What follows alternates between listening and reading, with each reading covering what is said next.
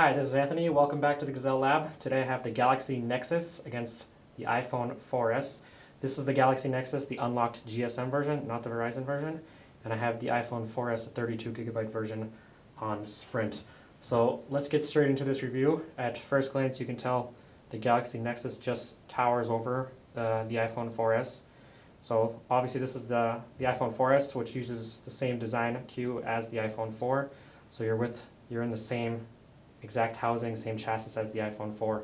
The iPhone 4 measures at 115 by 56 by 9.3 millimeters thin, while the Galaxy Nexus is 135 millimeters by 68 by pretty much 8.9 or 9 millimeters thin. So you can take a look at, they're almost very similar in thinness. This does have the nice curved glass display on the Galaxy Nexus, which is nice. Some may feel that the iPhone 4S, just the 3.5-inch screen, is too small, but it does still have that nice Retina display at 640 by 960 at 330 ppi in comparison to the 720 by 1280 pixels 4.6.5-inch display at 316 ppi. So both have brilliant and clear screens, just the Galaxy Nexus is a lot bigger. So if that's something you want the bigger screen, this is probably the best screen out there right now on an Android device.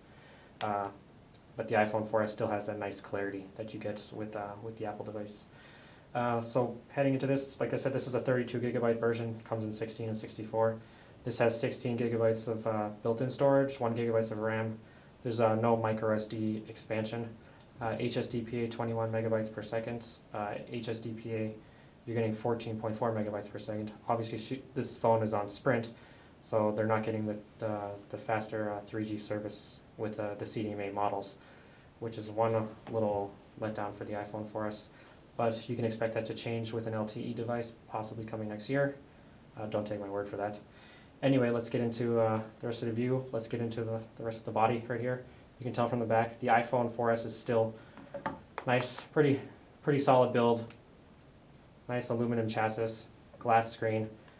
The Galaxy Nexus feels, I'm not gonna lie, it does feel cheap. You know, once you take this plastic cover off, which is a real pain, and it's hard to get back on, you feel like it could snap on you.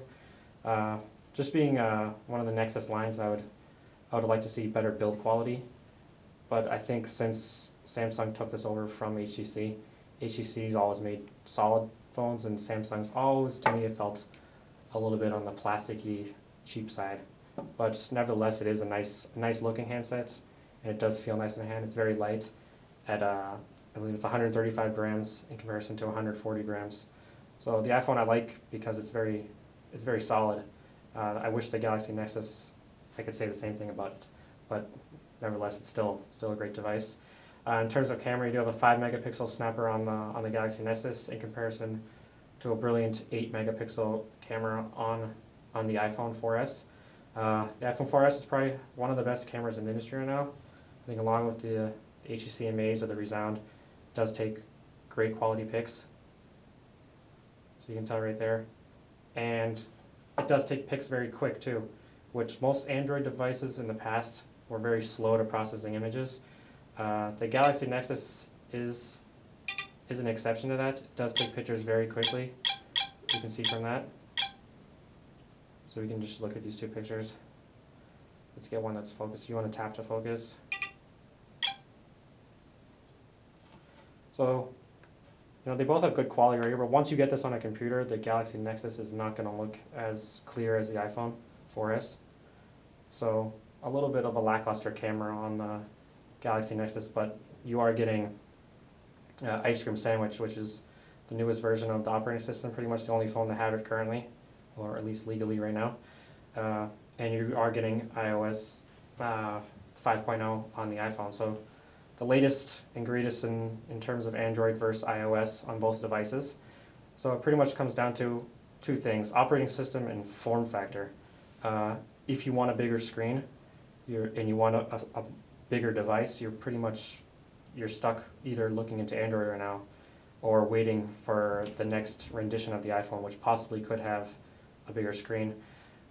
If you're an Apple guy, you're heavily integrated into iOS. Obviously, you're probably going to go with the iPhone, you know, because you'll have iOS, you have it integrated with Apple TV, all your iTunes. Both are great devices.